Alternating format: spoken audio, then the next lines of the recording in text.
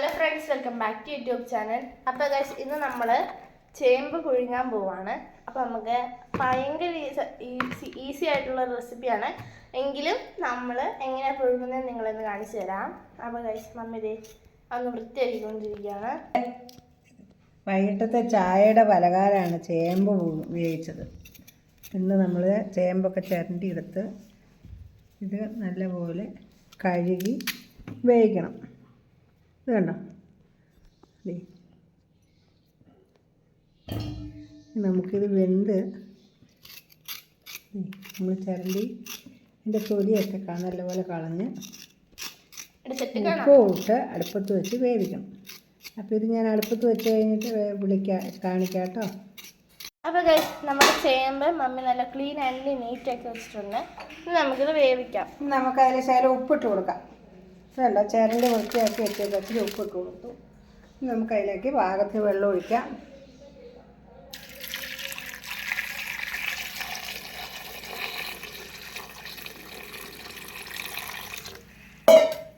ഇത് മതി. നമുക്ക് അടയ്ക്കാം. ഗ്യാസിലേക്ക് വയ്ക്കാം.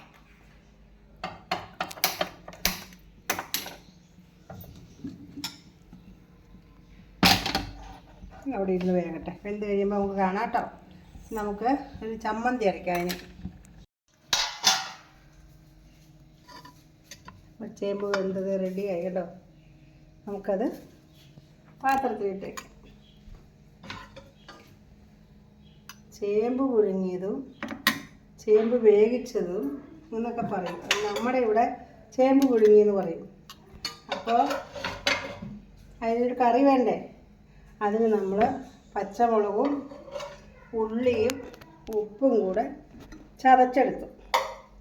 എന്നിട്ട് വെളിച്ചെണ്ണയും ഒഴിച്ചു. നല്ല സൂപ്പറായിട്ട് അതിങ്ങനെ മുക്കിക്കൂട്ടി അതിനകത്ത് മുക്കിയൊക്കെ നമ്മൾ തിന്നും.